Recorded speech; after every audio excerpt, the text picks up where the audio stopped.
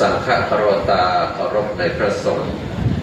สิกขาคารวตาเคารพในการศึกษาอัปปมาทคารวตาเคารพในความบ่ประมาทปฏิสันฐานคารวตาเคารพในการต้อนรับปฏิสันฐานเพราะนั้นธรรมทุกข้อเนี่ยเป็นธรรมที่เสริมสร้างให้ครอบครัวอบอุ่นเป็นธรรมที่เสริมสร้างให้สังคมอยู่เย็นเป็นสุขเป็นธรรมที่เสริมสร้างชุมชนเพื่ออยู่ด้วยความร่มเย็นเป็นสุข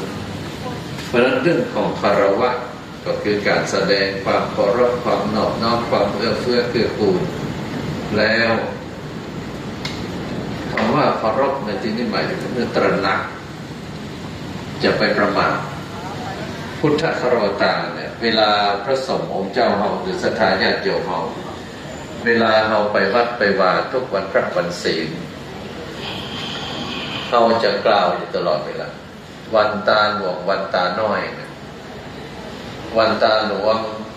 วันตามิพุทธังวันตามิธัมมังวันตามิสังฆังวันตามิ